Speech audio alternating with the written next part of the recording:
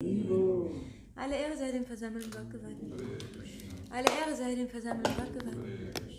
Alle Ehre sei dem versammelten Gott geweiht. Alle Ehre sei Shri Shri Guru und Gauradesh. Alle Ehre sei Srila Prabhupada. Ja, bitte. Kannst du das mal machen? Das ist doof, von dieser Seite zu operieren. Dann hat man das hier bitte. So.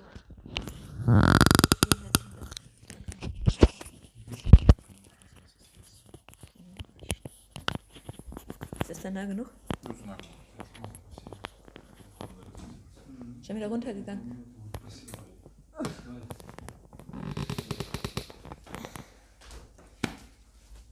Technik, die begeistert. Ich bräuchte das ein bisschen höher, ungefähr so hoch. Das ist ein bisschen tief. Oder zumindest so.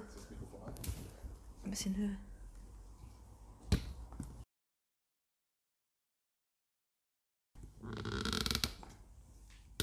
Schwerkraft. Danke. Ist aber nicht an. Noch einmal. Kannst du mir bitte Kartels geben, Prabhu? Dankeschön. Ich mache dir mal ab, weil ich gegen diese Hyazinthen allergisch bin. Aber ich habe die jetzt akzeptiert.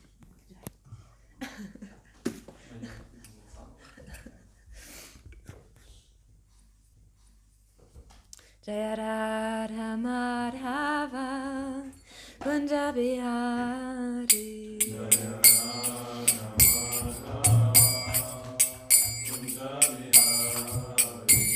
Jaya Gopijana Vallabha Girivaradari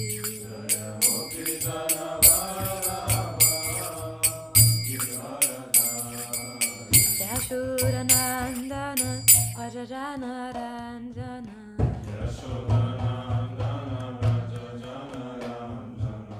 Yamuna Tira Vanachari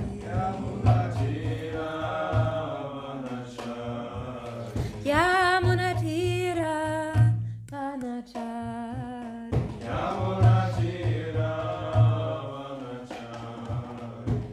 Jaya Radha Madhava Kunja Bihari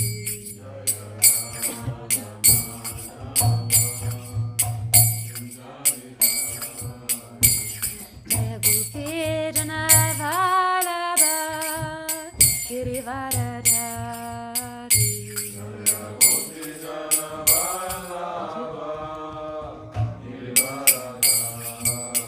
Yashoda Nandana Vajrajana Ranjana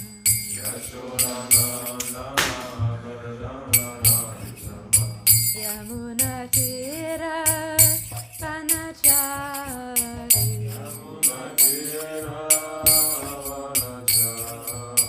Yamuna Tira Vanachari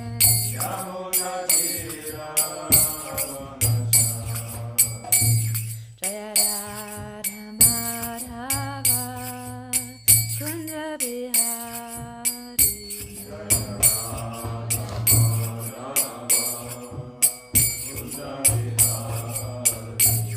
Jaya Gopijana Vallabha Girivaradari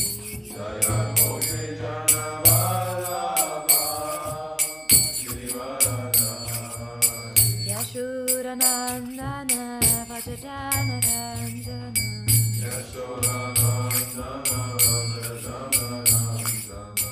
Yamuna Tira Vanachari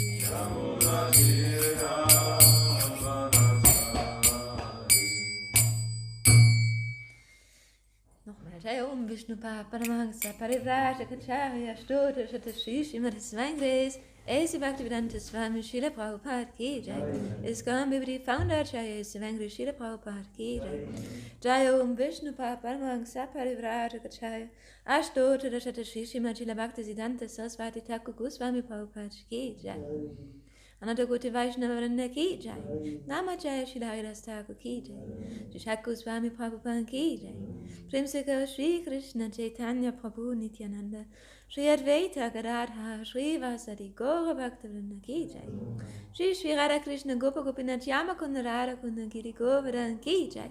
Shri Vajrabhumi Vrindavan Dham ki jai. Shri Mathura Dvarka Dham ki jai. Jagannath Puri Purushottam Aksheta Dham ki jai. Shri Navapi Mayapur Dham ki jai. Gauradesh Dham ki jai. ISKCON International ki jai. Ganga Maya Yamuna Maya ki jai. Bhakti Devi Tulsi Maharani ki jai. Shri Shri Guru Nitaya Dinam Sankirtan ki jai. Transcendental Srimad Bhagavatam ki jai. Vaishnava Seva ki jai. Vaishnava Sangha ki jai. Ananta Koti Vaishnava Vranda ki jai. Grantara Srimad Bhagavatam ki jai. Jai Nitya Guru Premanandi. All glories to the assembled devotees. All glories to the assembled devotees. All glories to the assembled devotees. All glories to Shri Shri Guru and Shri Gauranga. All glories to Srila Prabhupada. Namo Vishnu Padaya Krishna Pishte Bhutadeshina Bhakti Krishna Samniti Prabhupada Sasamande Yasavatra Guru Bhakti Satyari Shila Shakti Krishna Shri. So, Entschuldigung, dass ich ein bisschen spät dran war heute. Ich musste dem Ruf der Natur folgen. Das war nicht so einfach, da muss ich erstmal duschen und alles. Ein bisschen gedauert. Okay, so, we will read from the Transcendental Diary. Travels with His Divine Grace, A.C. Bhaktivedanta Swami Srila Prabhupada.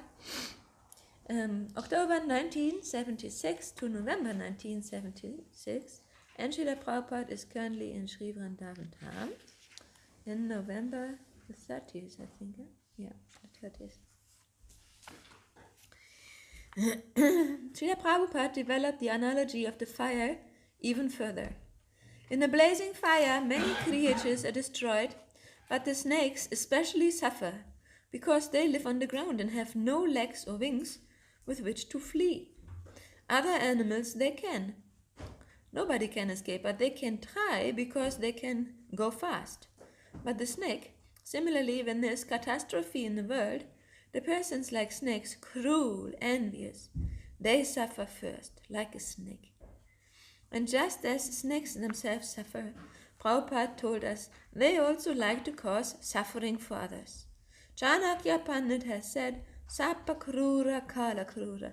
There are two envious living entities, very dangerous. What are they? One is snake and another the man whose habit is like snake. Without any fault, he will bite. Without any fault. So just like we are preaching Krishna consciousness, so what is our fault? That we are trying to make men no illicit sex, no gambling, no meat eating, no intoxication, and they take it otherwise. They take, it is very dangerous. With any fault, they are finding fault. This is snake. Sapa krura kala krura. No fault. But still, fault finding and giving us trouble. Chanakya Pandit said this man snake is more dangerous than the animal snake. Why? Now, mantra harivasa sapakala kena nivayate. You can subdue the snake by chanting a snake mantra or some drug. But this man snake cannot be subdued. It is very, very dangerous. It is due to these snake-like persons in the world that the work of the devotee is so hazardous. But in meeting that hazard, therein lies the glory. So this is our position, and therefore a preacher, devotee is so favored to Krishna. Dangerous persons, krura persons. Just see Jesus Christ. What fault he had. He was preaching about God and he was crucified. That is in your country a very good example. Simply his fault was he was talking of God. That's all. And he was crucified. So we have to meet. Our Nityananda Prabhu, he also met that Jagai Madai. Of course, he delivered them. Nityananda Prabhu is so kind that in spite of being stroken and blood came out from his head, still he continued to say, my dear friends, never mind, you have injured me. You chant Hare Krishna. So the preaching is so difficult thing. Therefore Krishna said, Na chatasmat manushyesu kaship me priyakritamaha. It is not sitting idly, comfortably and discussing Vedanta. No, it's not like that. Preaching practically. practically meeting dangerous position because sympathetic, Sangsaradavanala, the whole world is in blazing fire. Paraduka duki. Vaishnava is paraduka duki, distressed to see others in a distressed condition. And that is his qualification. For him there's no difficulty. He is quite all right. He is under the protection of Krishna. Kaunteya pratijani hi name bhakta panashyati. Bhagavad Gita 9:31. So he has no danger personally. What danger there is? There's Krishna. He's confident. And Krishna protects him in all danger. But he's unhappy. He meets Jagai Madai class and faces all kinds of danger. Therefore, he is the powerful, authorized agent of Krishna. Thank you very much. On that soul-stirring note, Srila Prabhupada brought to an end his lecture series here in Vrindavan. He is indeed the modern-day, powerful, authorized agent of Krishna, who never compromises his message even in the midst of the upheavals of our technologically based civilization. The spiritual wisdom he delivers is the same no matter what the current cultural or social trends may be, and he is totally, transcendently fixed on the absolute. As Professor Kenny so nicely stated in his paper in describing Prabhupada as the transparent via media, Krishna lives through him. Hence, for the ISKCON devotee, to see Swami Bhaktivedanta is to see Krishna. To hear Swami Bhaktivedanta is to hear Krishna. To please Swami Bhaktivedanta is to please Krishna. And to worship Swami Bhaktivedanta is to worship God. In short, the disciple should accept the spiritual master as God because he is the external manifestation of Krishna. We are incalculably fortunate to have met him and accepted him as our guru and guide out of this all-consuming blaze of material life. The boys all lined up in front of Prabhupada's Vyasa-san for the last time, eager to glorify him by their chanting. As they loudly recited the prayers, Prabhupada rewarded their enthusiasm with broad smiles and appreciation, throwing flowers over their heads and showering their hearts with divine grace.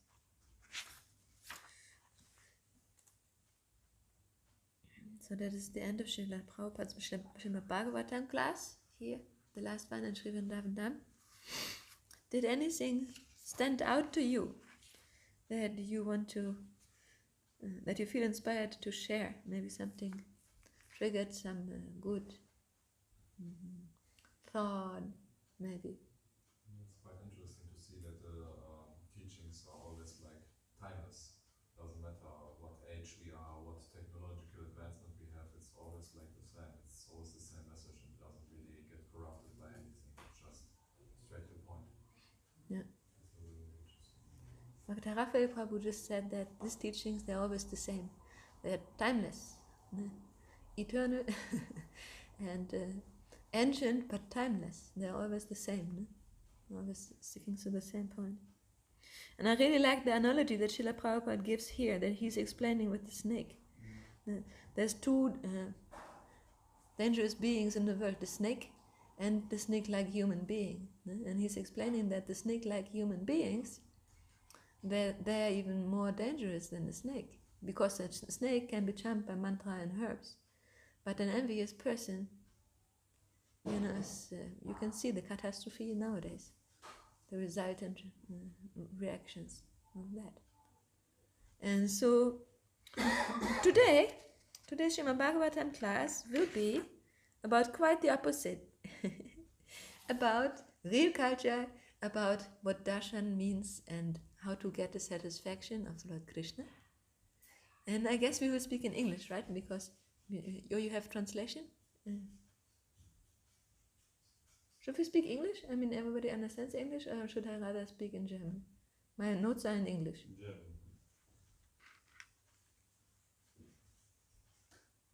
Du bist derjenige, an den ich mich hier wenden darf. Habe ich eine okay? Ja? Wir sind in Deutschland, aber Srila Prabhupada predigt ja auch in englischer Sprache. Auch jemand einen deutschen Srimad Bhagavatam zum Mitlesen? Ist der Englische schon da, oder? Ja, dann habe ich hier meinen Computer. Da ist ja noch so nett, die Tafel aufzuklappen, dann kann man das noch so beim Chanten.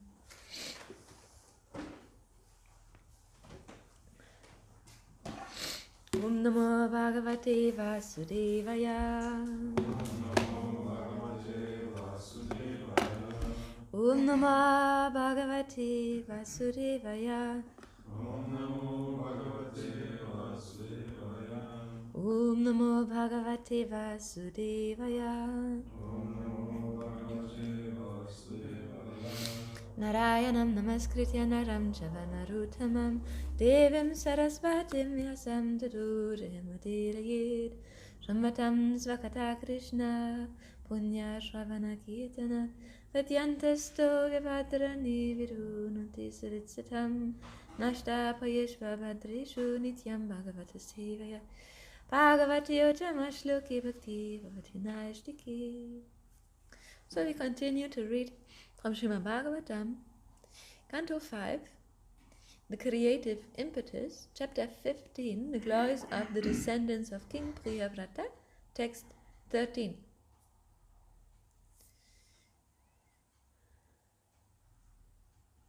Yat Prinanat Bahishidevatiyan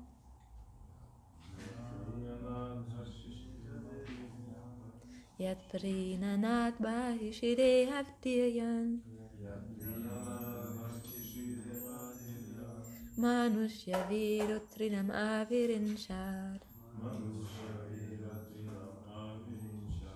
Manushya Virutrinam Avirinshad Priyeta Sadhya Saha Vishvajeva Priyeta Sadhya Saha Vishvajeva Prita Svayang Priti Magakayasya Prita Svayang Priti Agagayasya Yat Prinanat Vaishidevatiyan Manushya Virutrinam Avirinchad Priyeta Sadhya Saha Vishvajeva Prita Svayang Priti Magakayasya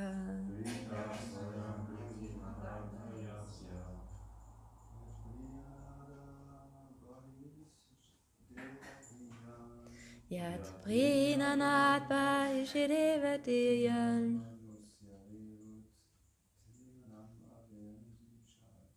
Manushya Virutrinam Avirinchad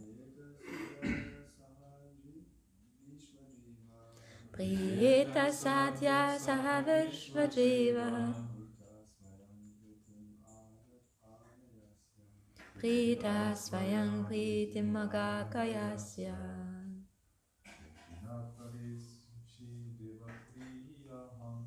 Yat Prinanad Vaishidevatiyan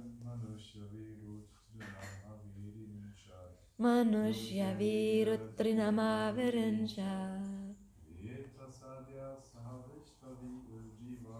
Priyeta Sadhya Saha Vishvajeva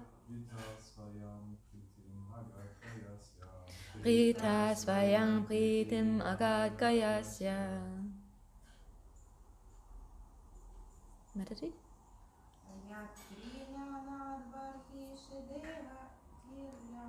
Yat Prinanad Vaishidevatiyan Manushya Virutrinam Avirinchad Priyeta Sadhya Saha Vishvajeva Prita Svayang Priti Magakayasya Yat Prinanad. Because of pleasing the Supreme Personality of Godhead. Vahishi in the sacrificial arena. Devatiyak, the demigods and lower animals. Manushya, human society. Virud, the plants and trees. Trinam, the grass. Avinchad, beginning from Lord Brahma. Priyeta, become satisfied. Sadhya, immediately. Saha, that Supreme Personality of Godhead. Ha, indeed. Vishvajivaha, maintains the living entities all over the universe. Prita, although naturally satisfied. Svayam, personally. Pritim, satisfaction. Agad, he obtained. Gayasya, of Maharaj Gaya. Translation and purport by His Divine Grace, Srila Abhacharya Vinda Bhaktivedanta Swami, Srila Prabhupada Ki Jai. When the Supreme Lord is pleased by a person's actions, automatically all the demigods, human beings, animals, birds, bees, creepers, trees, grass, and all other living entities, beginning with Lord Brahma, are pleased. The Supreme Personality of Godhead is the super soul of everyone, and he is by nature fully pleased. Nonetheless, he came to the arena of Maharaj Gaya and said, I am fully pleased. Purport.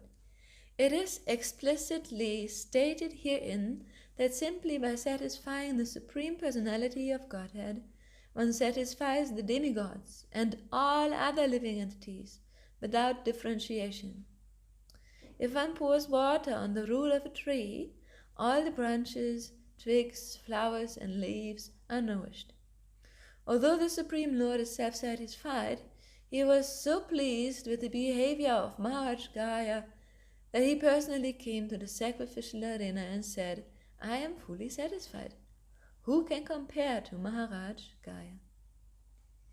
Umagyanatimarandasya gananjana shalakaya Shakshurun miritam yena tasma Shri Gurave Namaha Shri Chaitanya Manopishtam Stapitam yena bhutale Svayam Rupa Karamayam Narati Svapadantikam Vandeham Shri Guru Shri Yuddhapara Kamalam Shri Gurun Vaishnavamscha Shri Rupam Sagrajatam Sagana Raghunatam Vitam Tang Sajivam Sadvaitam Savadutam Parijana Saitam Krishna Chaitanya Devam Shri Radha Krishna Padan Sagana Lalita Shri Vishakam Vitamscha He Krishna Karuna Sindhu Dinabandhu Jagapati Gopesha Gopika Kanta Radha Kanta Namustute Tapta Kanchana Garangi Radhi Vrindavaneshwari Vrishabhanu Suradevi Pranamami Hari Priye Vanchakalpa Tarupyascha Kripa Sindhubhya Evacha Patitanam Pavanebhyo Vaishnavebhyo Namo Namaha Jaya Shri Krishna Chaitanya Prabhu Nityananda Shri Advaita Gadadhara Shri Vasadi Gaura Bhaktivinoda Hare Krishna Krishna Krishna Hare Hare Hare Rama Rama Rama Hare Hare Om Tat Sat Yat Prinanat Bahishi Devatiyan Manushya Virut Trinamavirinchad Priyeta Sadhya Savishvadeva Prita Swayam Pritingagat Gayasya. When the Supreme Lord is pleased by a person's actions, automatically all the demigods, human beings, animals, birds, bees, creepers, trees, grass, and all other living entities, beginning with Lord Brahma, are pleased. The Supreme Personality of Godhead is the super soul of everyone, and he is by nature fully pleased. Nonetheless, he came to the arena of Maharaj Gaya and said, I am fully pleased.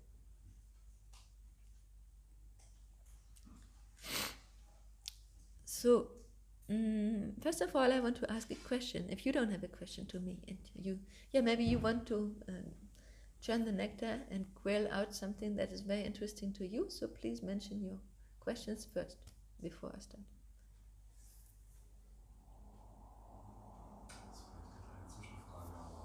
Heutzutage wird ja quasi unser Planet als Gaia bezeichnet. Ja. Und im Vedischen heißt es ja quasi Bhumi.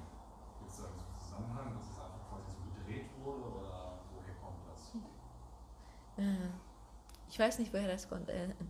Raphael Prabhu asked, nowadays the planet Earth is called Gaia, but in the Vedic context she's Bhumi Devi, and he asked whether this is where this comes from. So I don't know. I can only say that the sun also has different names in different countries. So, you know. And there are also devatas. Usually, you see in Sanskrit, there's many names for one person. It's a little bit maybe like in Russia, no? Even more. My experience with Russian people is they can have 2-3 names, you know. Sasha and some another name and another name, and I'm thinking, but Alexei and Sasha is quite different, you know. How it can be one person, you know? But no, you know. And in Sanskrit, one person can have also many different names. Ne? Like we see Arjuna in Bhagavad Gita, for example. Ne? Sometimes he's called son of Bharat. Ne? Then he's called by his mother's name, ne? Priti, ne? Pritaya, oder wie hieß das nochmal? Kunti, Kaunteya, ne? Kaunteya, ja, Kaunteya. And so in this way, there's many names for the same person. And we can see that especially in Krishna, ne? According to different pastimes, different exchanges with his devotees, different characteristics, different times, places and circumstances, he has also many different names. Ne? Yagya Purusha, for example, ne? Yagyashvara, ne? Then Govinda, ne? Krishna, Shyam, ne? Gopal, Nandanandana, Yashodanandana, Gopijana Vallabha, Girivaradari. So viele schöne Namen. And Krishna has so many different names. Did that answer your question to some extent? You can do some research also, you know. Maybe that's also different dimensions, and you know. But I do not know where this name comes from. I know that this planet Earth in South America, by the shamans, is called Pachamama, for example. So they have different names. And if you get to know the answer, please tell me. More questions? Points of interest that you would like to investigate?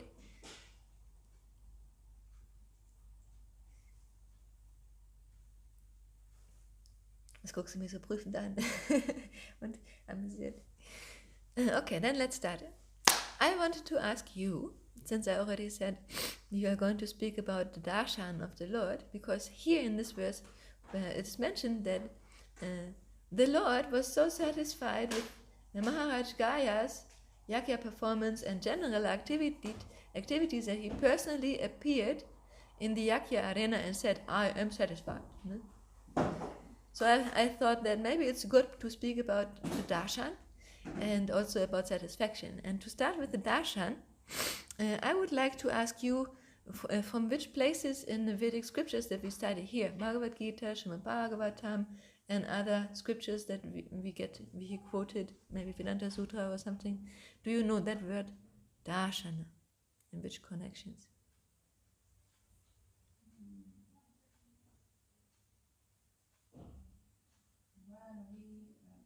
Well, in the Shastras we have darshan of Krishna. Yeah, when the Lord appears himself. Okay, another point? Many stories in Bhagavatam. I'm not interested in the stories, I'm interested in different types of darshan, you could say. What does darshan refer to? For example, in the end of the 4th chapter of Bhagavad Gita, there's one verse, and there's also mentioned Tattvadashinaha. You know that verse? That Jigyasu Shreyotamam. When one wants to learn the truth, one should go to a spiritual master and learn from him, because he has seen the truth. Tattvadashina. So this is to put it a little bit more clear. So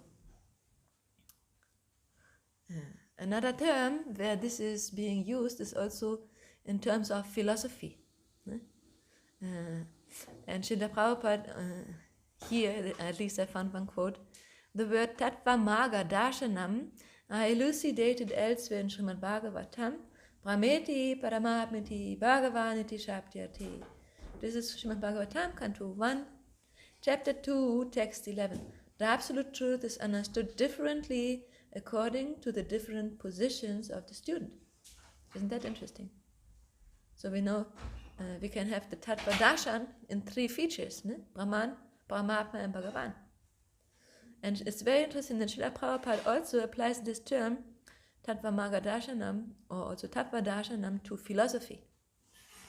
And I searched out some quotes. If you want, I can read here more from Srila Prabhupada instead of speaking myself. First of all, it's a little bit lengthy part. Let me see, maybe I can extract something. I am a common man. By my desire, it is not possible to see the king. But if the king wants, he can come and give me darshan.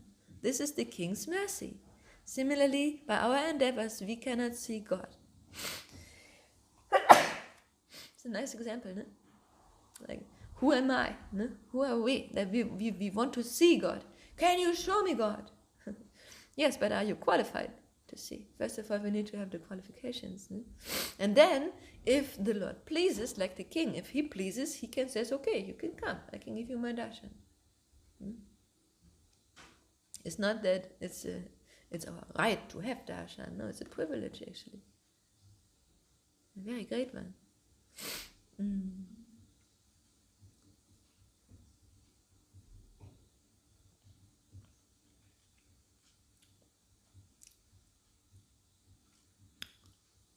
And here Srila Prabhupada in that same section also says, I am not able to see God with my material eyes. It is not possible to understand topics about God with my present material senses. That is why God is called Adhokshata. That knowledge is Adakrita. That is why big munis and yogis only meditate, but are not able to understand what is God, and at the end they claim that God is without form. That's all. If one is unable to grasp the topics beyond his capacity, then he declares, all right, God is formless. No, why should God be formless? Shyama Sundara, very beautiful and blackish. This is the instruction of the scriptures. Premanjana Churiti Bhakti Vilochanena Santasaraiva Hridayeshi Vilokayanti. Brahma Sanghita 5:38. How is he formless? Santasaraiva, saintly people, every moment, 24 hours a day, see God. So how is he formless? He is not formless. He is beyond the perception of your present material senses. With our material senses, we cannot see God. He is not formless. Naham prakasha sarvasya yogamaya samavritaha. Bhagavad Gita 7:25. God says that I do not appear before everyone. I am covered by yogamaya. So one who can cross yogamaya, he can see God. God has form, qualities, pastimes, everything. But with these material senses, Atah Shri Krishna Madina Bhavikrayam Indriyai. Chaitanya Chaitamrita Madhya Lila 17:136. With these material senses, we cannot understand topics about God. And here in the end of this paragraph, it is mentioned, everyone knows that one can see through the eyes. But scripture says that one can see God by one's tongue. Just see this amazing thing. The people are very proud of their eyes. Srila Prabhupada over and over mentions this point. Can you show me God? And also in my daily life, I have the experience, if people cannot see because they don't have the experience, then they say, oh, maybe it's just your belief, or, they think you're crazy almost, Like 5G, for example. If you don't know about the effects that it has on your health, how can you protect yourself? And other people may be more sensitive and suffering from the effects already, but if you try to speak with non-believers, so to say, because they don't know, actually real faith only starts where knowledge ends, where we cannot come to a succinct conclusion, so to say. Then the question comes with believing. But the knowledge should be going like that, not that before we take a shortcut and we say, I don't believe this. It's your imagination. Or maybe you're crazy. No. It may be beyond the perception of the person, but things are there. But this is a practical example of how we still trust our eyes too much. Sometimes we laugh about these comments, but how much are we actually able to deal with things that we cannot perceive? Do we still take them for real or not? Like ghosts, for example, 5G, and the poison in the food and water, and the lacking nutrients in the food industry, so people become sick with diabetes and heart diseases and so many things. There's reasons for these things, but one needs to make some research. And likewise, we can understand God, Srila Prabhupada says here, just see. Scripture says that one can see God by one's tongue, not by the eyes. Why? Because the tongue, we can vibrate God's holy name and we can taste Krishna Prasadam. And by taking the Lord's sanctified remnants of food, our material senses are becoming like impregniert, wenn man so Schuhe imprägniert. Like protected from the material infection, So anyway, Srila Prabhupada said, this is the way how we can understand God, actually, by using our tongue, and not by our eyes. And therefore we need philosophy. Somebody else vibrates about God, and then we need the ears to hear, and we need our senses to serve in the Lord's service so that we can gain practical experiences and sharpen the sword of knowledge, Shastra Shakshusha, in our life. Because it's only by realized knowledge that we can become detached from material life, attached to Krishna, and get the blessings of the advanced devotees. So then another room conversation with the yoga student, March 14, 1975 in Iran. Philosophy means to search out the supreme cause. That is philosophy. Find out the ultimate cause. That is darshan. In Sanskrit, it's called darshan. Find out what is the supreme cause. Then Srila Prabhupada here, in this small section, makes the point that apparently this person has referred to or maybe even made some explanation on Krishna, even though, on the basis of Bhagavad Gita, even though he does not know who Krishna is. And Srila Prabhupada says that you cannot prove, The fact is that if you have got different views about Krishna, then you cannot prove that from the Bhagavad Gita. If you take Bhagavad Gita, then you must present it as it is. Don't distort it. You may have some idea, but you explain the idea in your different book. That's a very important point. Not that we misuse the scriptures for proving our points. That is not very good. If you have got different theory, you can write in a different book. But we cannot permit or do, not like that as the commentary of Bhagavad Gita, you will place something different. That is not very honest. You put your own theory. So we are presenting God as He is. Mang eva ye prapadyanti vayamitantarantiti hamsavasya prabhavo matasavam pravatate. Bhagavad Gita 10:8. I am the origin of everything. And if you have got different idea that somebody else is the origin, that you can explain differently.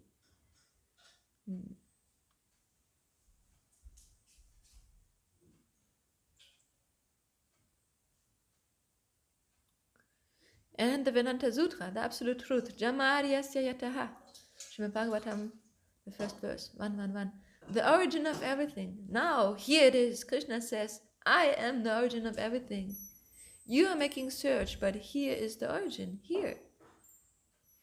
So that is also how we can have darshan, when we take the scriptures and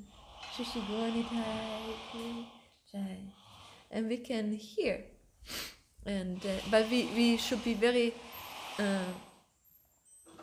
alert to be guided, to accept the guidance by real teachers, real acharyas who are preaching by their example and who are themselves followers of other acharyas, no? Authorized people. No? We cannot manufacture our own way. That is not darshan. That is speculation. No? We may have so many philosophies, no? But like the Greeks, for example, all world is very proud. Oh, the Greeks, Plato, Aristotle, Socrates. Yeah, they were great munis. Super, congratulations. But did they know God? No. Now, Socrates, at least he knew that he's not the body. So he didn't mind when he had to drink the cup of poison that they offered him, Either you renounce your doctrine or you drink the cup of poison. And he said, anyway, they cannot catch me, and he drank the poison without any hesitation. And so he understood that he is not the body, that he is eternal, Brahman. But that's the final understanding where we can get to from our own capabilities, by our own intelligence, conclusions, sense perceptions. If we want to go beyond that, in the transcendental realm, in the end of knowledge, then we need transcendence. Uttama, Uttama Shloka is ein Name von Krishna, is one name of Krishna, Uttama Shloka. Uttama means beyond the darkness, Uttama. And so then we need transcendental guidance. We need the mercy of the Guru, of a saintly person. And then here is another nice thing. That refers to today's time. And I really like to read all of this to you. Because there's also a nice analogy about Megari the hunter. Maybe some of you already know this.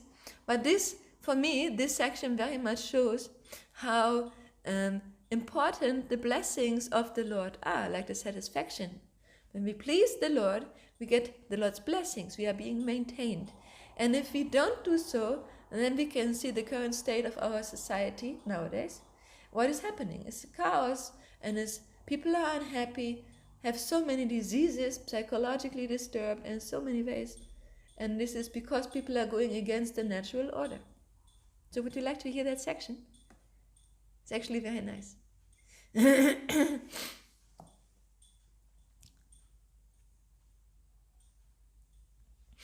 So this is from a lecture on Srimad Bhagavatam, 1840 in Mayapur, October 20th, 1974.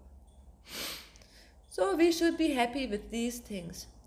Cities and towns does not mean big slaughterhouse, cinema, brothel and factories and all dirty things.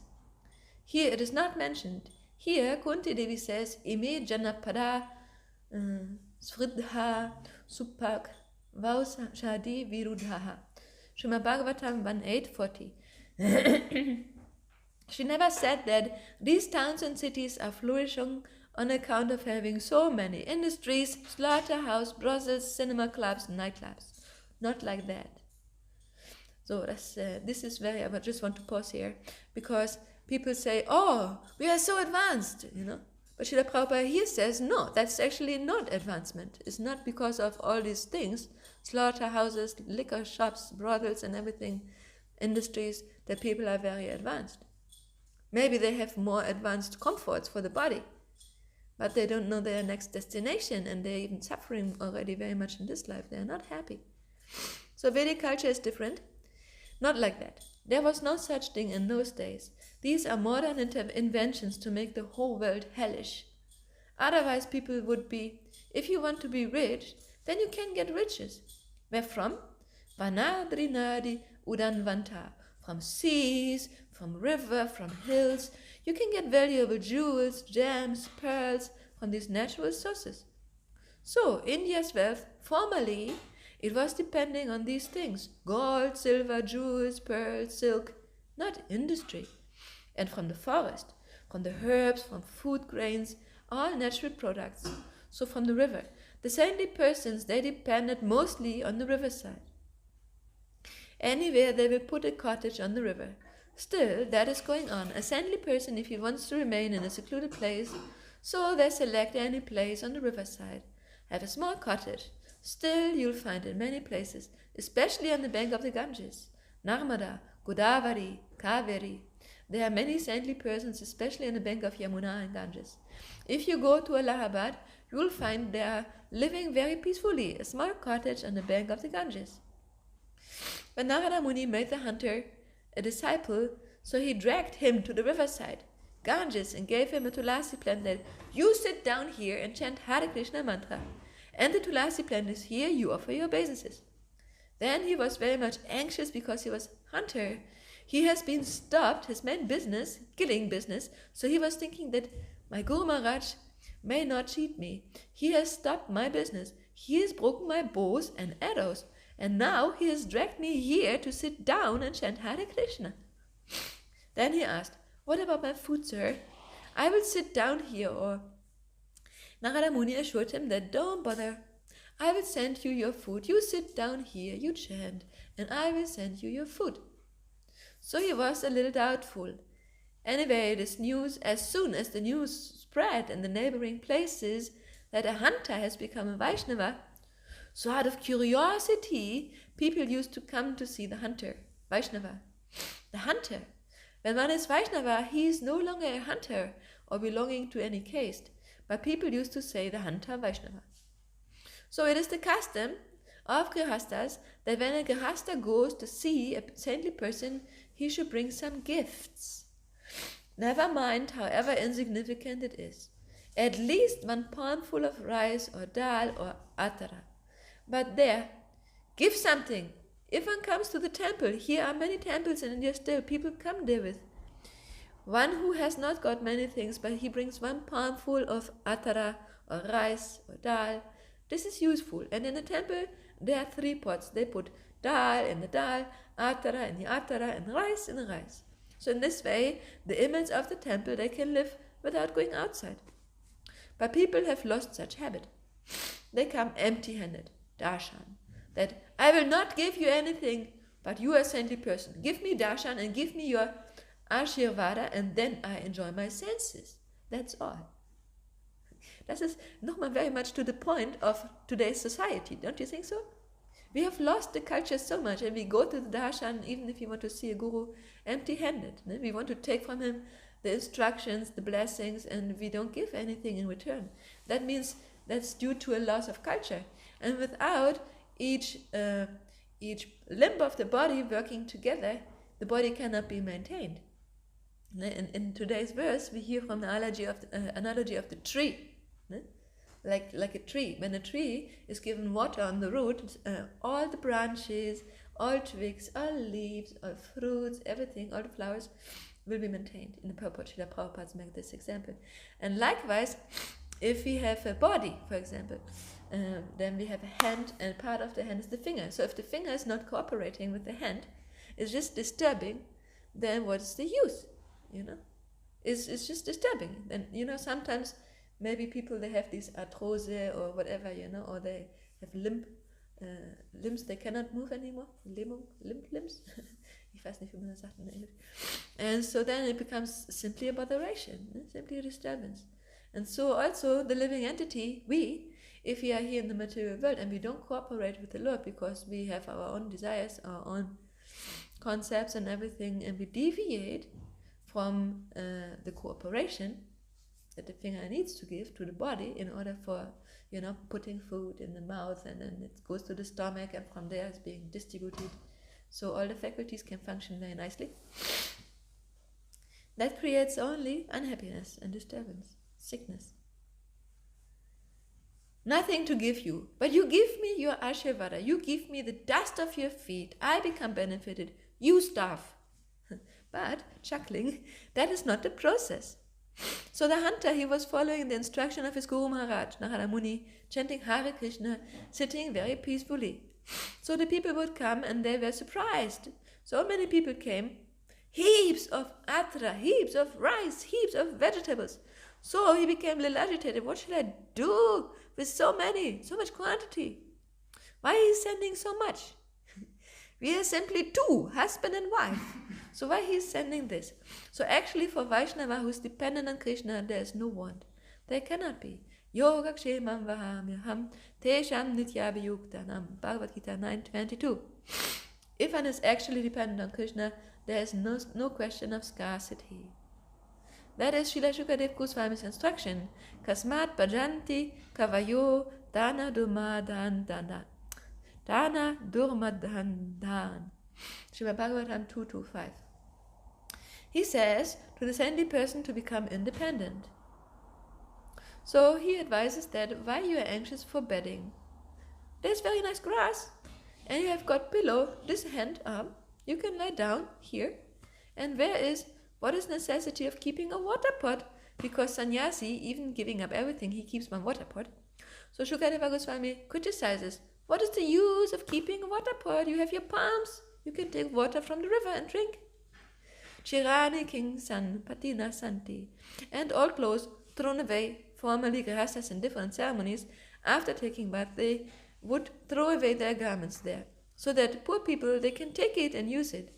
And new, every religious function in our childhood also we have seen, as soon as there was a new function of puja, there was new clothes. Even household puja, that takes place practically every month. Lakshmi puja, Kartik puja, Paramasetara Uparabhang. Actually there are 12 months, but the festivals are 13. It was very difficult to adjust where the another festival in which month it should be observed. So we have got experience in Lakshmi puja, all new clothes, the children at least. At least the children and a housewife will have new clothes for every function. And what was the price of clothes? Very cheap, 1 rupee for 4 annas, 1 rupee 6 annas per pair. So we have seen it. So festivals. So there was no scarcity. Why? People were religiously inclined. Even for a beggar there was sufficient. The temple sufficient. Everything. That is called imajanapada sridha. Sridha means opulent. All the cities and towns were opulent. Villages opulent, no want. And they depended on the trees, plants, this river, mountains, the sea. Those who were they are expert. They would go underneath the sea and pick up the pearls. That is very valuable, and still there are. So for rich men, the jewelry, silk, nice food, nice building, and poor men also, when they do not require jewelries, but they were not hungry, everything was complete. So, reading. Human prosperity flourishes by natural gifts, not by gigantic industrial enterprises. That is the purport. This gigantic enterprise, industrial, they are called Ugra Karma. Ugra Karma, just like now, New Delhi, there's industry. Every town has got industrial area, and big industries are flourishing. So people are being dragged there that, come here, you will get good salary. Why you are working in the field so hard? Come here, you will get good salary. And so they go, but the result is that they are not happy. And when they're not happy, they are, induced to take wine and meat. In this way, the whole world, India, it was not there. Gandhi's movement was to stop this wine and flesh, and as we are prohibiting, but at the present moment the government is encouraging. It is very regrettable. So Prabhupada continues to read. The gigantic industrial enterprises are products of a godless civilization. Godless civilization, they no more can depend on natural gifts. They think by industrial enterprises they will get more money and they will be happy. And to remain satisfied with food, grains, vegetables, natural gifts, that is primitive idea. They say it is primitive. When men were not civilized, they would depend on nature, but when they are advanced in civilization, they must discover industrial enterprises. So instead of eating on metal dishes, the civilized man should eat on, what is it called? Plastic. That's all. Now plastic utensils. Not even metal. Still, according to Vedic civilization, these Hindus, they would not touch this china, clay utensils, or these plastic utensils. Never they will. Or glass utensils, they will never touch. Especially in South India, they are very strict. A poor man would prefer to eat on the plantain leaf, and the rich men, they eat on the silver utensils. They do not even like to, brass or other base metals. So this is very good economy also. If you have got metal utensils, if you are in need of money, you can get immediately in exchanging some money. They are pawn shops, so they will keep anything, a gold banasi sari or metal utensils or ornaments, if you are in need of. Village bankers immediately, poor men. Suppose if you require 5 rupees, 10 rupees, you haven't got, but what? How to get the money? You take something from your household paraphernalia and go to the pawn maker. You get the money. You are now relieved from the present anxiety. Then again you get back. But what is this china, clay, the china pots and these plastic pots will bring? No, nothing. From economic point of view, this is also very good. So depend on nature. The more we go on increasing such troublesome industries to squeeze out the vital energy of the human being, the more there will be unrest and dissatisfaction. That is practical. Unrest and dissatisfaction. And we can see that, no? Anyway, so the whole thing, the whole point here, it goes on a little longer, is that people, they think they are so much advanced.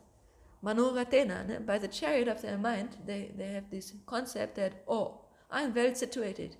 I have my plastic utensils, my car with needs fuel, I have some flat, and I get food that is without any nourishment, basically. I get poisoned water and poisoned air, and I come home after 8 hours minimum of work, plus the way to the working place, and I'm drained of all my energy. And people think, I'm okay, I don't need these books, I don't have time. So what can you do? People are not happy, but they are attached to that state. And if people would understand that, like Srila Prabhupada is exposing this mistake here, that, okay, we depend on money. And then, where does the money come from? You go and work for someone else. You become a Shudra. You work in industry. The industry poisons the whole planet, basically. The people, they don't no longer grow their grains and are independent. You cannot eat the money, actually, You can use it for the toilet purpose when it loses all its worth, maybe, or maybe for burning, But this has got no real value. And people do believe in its cheating. Therefore, Srila Prabhupada says, this is a society of cheaters and cheated. So when do we wake up? To what is really valuable? Really valuable is when we live in a universal order, in God's order, Daivivan Ashrama Dhamma, when our goal is to satisfy Vishnu or God. As soon as we try to enjoy independently, we 100 degrees. Then we open ourselves up to Maya Devi, and she has a trident and sits on a tigress or tiger. And so better not to go there. Anyway, do you have questions or comments so far? That was what I prepared about darshan. Satisfaction, I still have something else if you would like to listen more from Srila Prabhupada, but maybe you have some comments or questions already. Did the point become clear that I wanted to make, that we need to please Krishna and then we are being maintained? And if we try to please ourselves independently, we end up suffering, like with this industrial society? That came across clearly. You have a question? Comment? I have comment. I try to see God in the lips and in prasad and in the holy names and in the water, in the sky. Yeah. I try. Super. Srila Prabhupada here said also that the saintly person will see God 24 hours. No? Pure devotee sees God 24 hours. No? You can always see everything is in God, as emanating from God, as a representation of God, as a gift of God. No? Are we maintaining all the ants and the elephants and the whatever is there, antelopes? No. Actually the rain, But where does the rain come from? We need some grains for eating and some water for drinking, right? At least these basic two necessities. And this comes by cooperation with the Lord's order. No? If we please the devatas by performing yagyas, like Maharaj Gaya was doing, then all these necessities will come profusely. And there's actually two types of duties that we have. We have the physical body, which we are not, but we need to maintain it, and therefore there's, in the Vedic context, one ashram society. And everyone, like I gave this example with the hand and the finger, has this different role, different duties to perform. And then, by cooperation, And then by fulfillment of one's duty, one can contribute his share to the society and the group, and then everybody will be happy and peaceful and maintained. And if you don't do that, then we are inviting suffering. Okay, then let me read a little bit more about just some small points about satisfaction. Anything material or spiritual done for the satisfaction of the Supreme Lord is understood to be an actual yagya. And by performing such yagyas, one gets liberation from material bondage. This is also very important. When we learn to please God, we are not only happy in this life, but also in the following lives, and also in the final end we will get liberation. So life after life is like a guarantee for happiness, by serving Krishna. Even now in this life, like Srila Prabhupada, he was giving this example of Megari, the hunter Vaishnava, the story. So he was a hunter. He cannot continue his business. Like when you slaughter animals, you cannot, connect that activity to pleasing Krishna. This is certainly not pleasing to kill other living entities. It's a cruel activity. Snake-like man, so to say.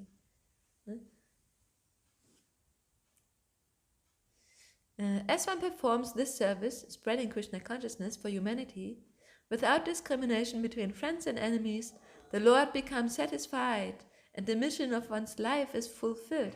So there are so many success teachers in the world. And what are their main teachings? How to become healthy, wealthy, and maybe wise also. Do you know that there's one proverb? What was that? If you rise early in the morning, that makes a man healthy, wealthy, and wise. Just rising early in the morning for Mangalarati, Ki Jai. Auspicious worship ceremony. Mangala means auspicious.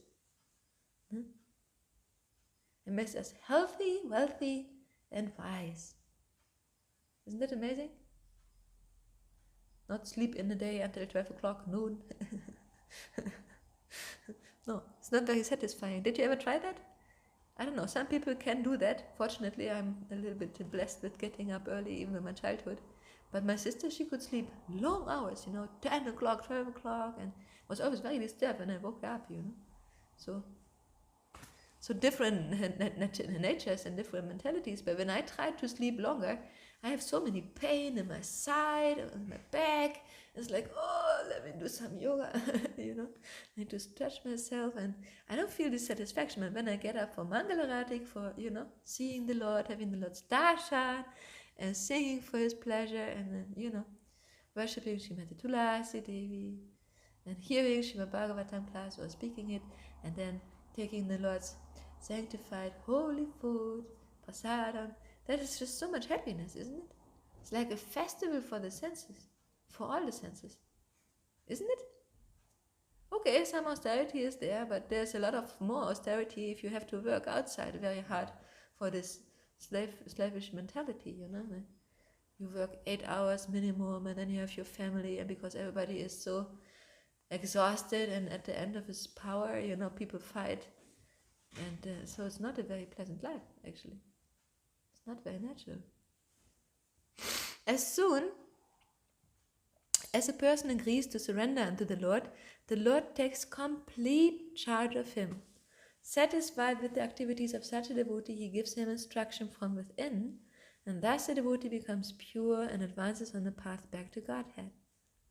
And we can go back to God. We can recover our divine nature by doing that.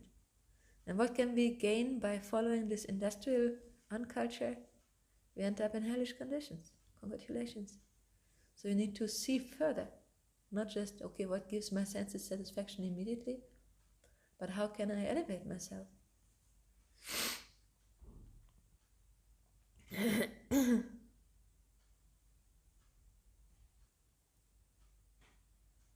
And here's another point that's very instructive. The spiritual soul has spiritual activities and spiritual desires, as described by Sri Chaitanya Mahaprabhu, Mama Janmani Jamanishvari Bhavatat Bhakti Haituki Tvayi. Shri Shri Shikshastakam Chaitanya Charitamrita Antya Leela 20:29. Unalloyed devotion to the service of the Lord is the only spiritual desire. Also pure devotion to the Lord is the only pure desire. To fulfill this spiritual desire, however, one must be free from all material desires. That's a nice point that I read here. As soon as one has material desires, one cannot properly use his senses, intelligence, mind, and so on for the satisfaction of the Supreme Personality of Godhead. Isn't that interesting? The disqualification is to have material desires, and sometimes our perspective can be clouded. We can think, okay, this particular activity that I like to do is something spiritual, but maybe it is not. So therefore it's good to have devotees around, be in an association of the devotees. Like Maharaj Bharat, he didn't have that blessing. And he had to take 2 more lives, instead of going back home. And one was even an animal life. Of course, he could remember, but who knows if we are so lucky.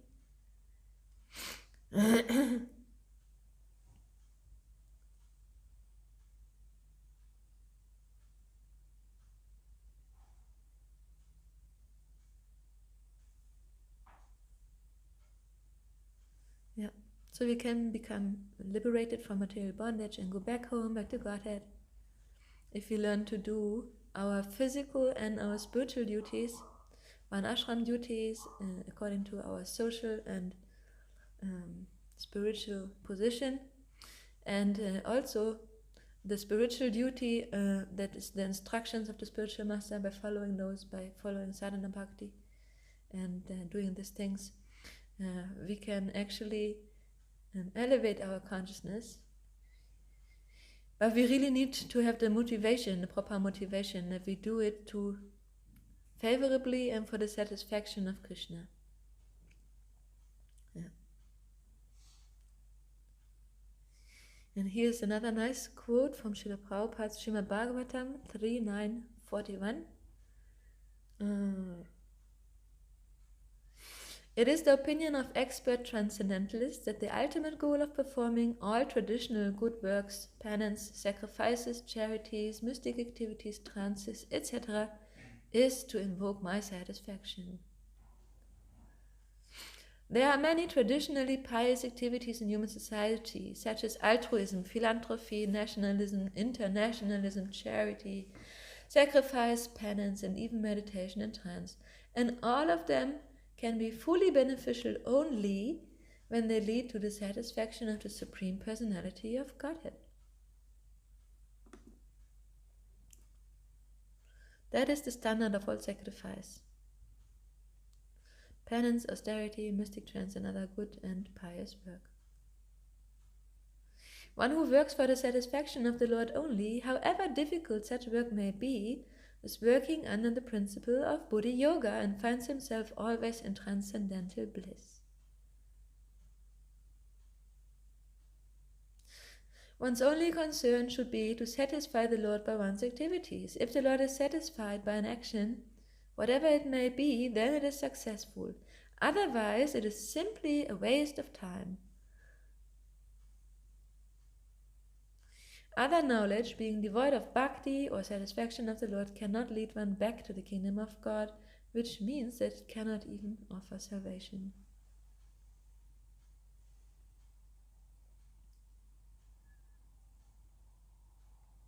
One does not need great wealth, education, or opulence to satisfy the Supreme Personality of Godhead.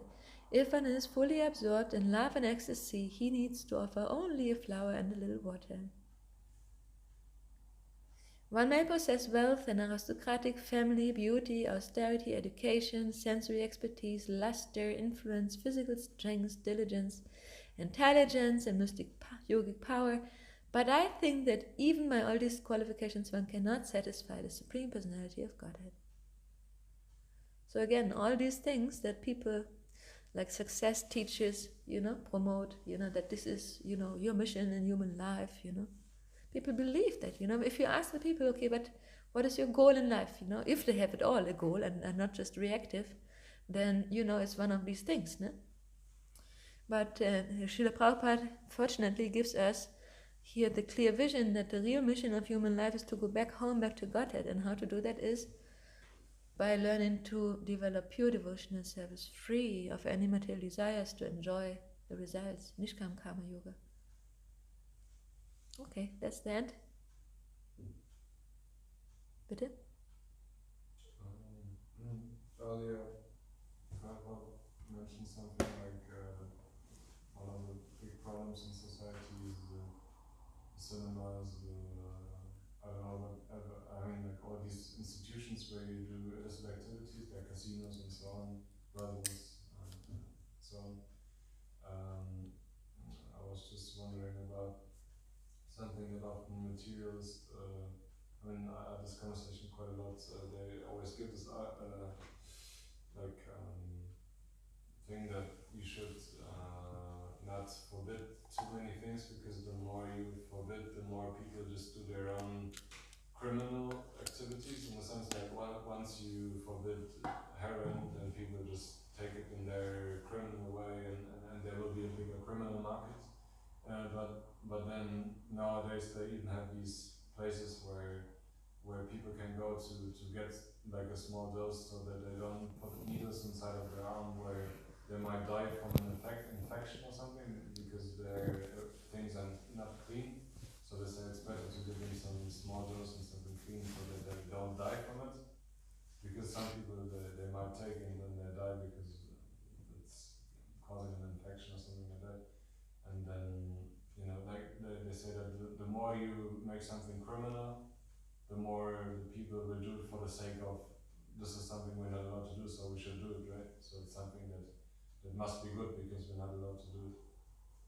And as far as I understand, in the Vedic society, everything would be strictly forbidden, and there would be strict punishment and all these things going on. But what do you think about this kind of philosophy where they say like, yeah, when you make something very forbidden, then people will do it even more? Like, it will not make them stop doing the sinful activity, but they will just do it even more. Well, then let them become sick and die. Haribol, what can you do? People, in Germany we have this proverb that, how was it? Wenn ich hören will, muss fühlen. Kennt ihr den Spruch? If you don't want to listen, you have to experience it, and it's usually painful, So people in the Vedic society, they were happy. People nowadays, they're unhappy, and if they're still attached to this unhappiness, okay, what can you do? But we can give them a higher taste. We can give them nice nectar and prasadam, good association, and show them how peacefully we can live together and how satisfied. That will change people's heart. Not so much the recommendation, that you have to do like this, But if you can inspire a person only if he's willing to change. What do you think about that? No, I do understand that. My point is more also that how beneficial is it for the government if there's a big criminal bunch of people doing stuff which is harming the government, rather than the government, maybe giving people a little bit, rather than having. But how you want to stop the government, the criminal activities, I mean, they already have the prison house, they have psychic hospitals and all kind of things, In other countries they have even death penalty, and still there are rogues and thieves. But if you see, the point is, about punishment, everything has its purpose, Peitsche und Zuckerbrot. The whip and sugar bread, Either you give the people something sweet that they like to take, or you teach them, like, don't touch the fire, otherwise it will burn, You have both these things are there.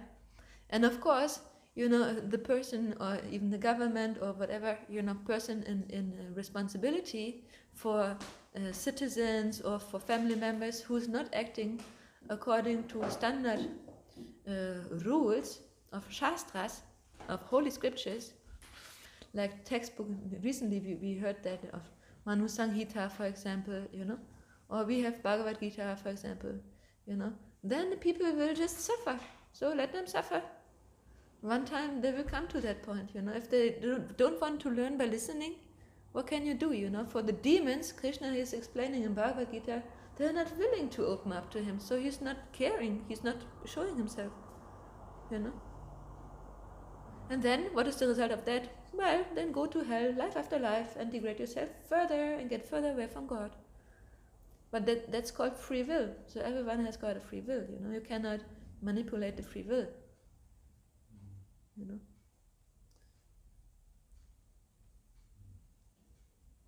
You cannot force people, you have to do this. Yeah, if you're the king, sure, then you have some power, to say, stop that nonsense, But who are we, We are supposed to be the head of society. We are supposed to give the people knowledge. Srila Prabhupada wanted his followers to become real Brahmanas, Vaishnava Brahmanas. That means we need to give the people the perception. And that is what I experienced, that is really changing the people's behavior, is when they have a different perspective, And that comes most of the time by experience, either from something sweet or something painful. So to put it easy, is for example the thing that alcohol in this planet right now is a legal drug, and they say they make it legal because this way maybe less people will do it, because something that is illegal always is more wanted than something legal. You would say it's not doesn't make any sense, right? Like it's not. Srila Prabhupada said, so to democracy, demon crazy. We cannot compare that current state of society, where demons are exploiting the people, in different lobbies, whether it be oil industry, pharmaceutical industry, or also electronic industry, with big tech, food companies, chemical industry. They are basically driving the world in the how you call it, in the mud, They're exploiting Mother Bhumi Devi. There was another big demon in Srimad Bhagavatam who did just that, actually. He exploited the world so much. His name was Hiranyaksha. Means he had only eyes for gold. Just give me, give me, my. And so much so that the earth, planet Earth, fell down from a position into the ocean at the bottom of the universe. So then the Lord had to appear in the form as Varahadev and smash that demon and put back the earth in its proper place. And so we see the same thing happening now. And that we are still exposed to all these environmental toxins, for example, That can only be because we are following them. We are still participating in that. If we would actually be conclusive Vaishnavas, we would live according to Varna Ashrama Dharma. We would have our own farm, for example, with cows, no matter how much work it is, And we would have healthy food, we would have full capacity to think, So that's all, can you understand how these things are connected? Sometimes we complain about the effects, but we are ourselves responsible too, because we still participate in that. So maybe that's a little bit a personal revelation, but I don't think that this is what Srila Prabhupada wanted. He emphasized Varnashram Dharma society so that we can be leaders for the people to see how it's actually possible to live a life of natural opulence, peaceful and happy, have silk and gold instead of plastic balls, and plastic clothes which when you touch any fire you will become burnt, Congratulations. And it's really taking down the consciousness of the people, What is elevating to the consciousness is good food, good air, good water. Who is spoiling the water? Who is spoiling the food? Capitalists and industries. Isn't it? And if the government serves those lobbies, then they will receive a 6th portion of every single citizen's karmic reactions. That means they will have to go, I don't know for how many years, into most hellish conditions, And if they don't want to take good advice, what can you do? Maharaj Vena also, he didn't want to listen, He said, we stop all sacrifices for Vishnu, you please me. The king is the representative of God. I am God. Stop worshipping Vishnu. So he forbid the Brahmanas to perform their dharma, actually, And then they just said some high-humming words, high-sounding words, and he died. You know, at that time the Brahmanas were very much potent. So these laws are still there. You know, the universal order, Rita, is still there. It's still in place. And as much as we adapt to it, as much as we accept, okay, I need to be part of the order and, you know, cooperate. Like when we go to darshan, I need to bring something. When I come to the temple, a handful of rice or some flowers or fruit or something. Then, you know, everything functions well together. But it's a society of giving and about what is my duty, not about what is my right.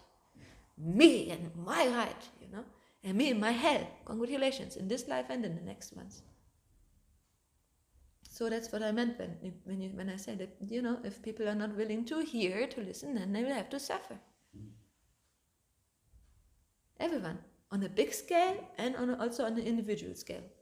On a planetary scale, in all universe, it's like that, because this is not only a physical law universe, it's also a moral-based universe. Because especially this human form of life is meant for elevating our consciousness to become God-conscious, godly as much as possible. And we are meant to be administrators of this world, not exploiters. We are meant to serve each other more than we serve ourselves. We are in charge for feeding animals, you know, for cultivating knowledge, for giving birth to a son, for example, you know, so many ways, you know, for distributing this knowledge. Did that answer your question? Yes. I see you're a little impatient. Okay, let's finish here. Grantha Srimad Bhagavatam ki jai. Srila Prabhupada ki jai.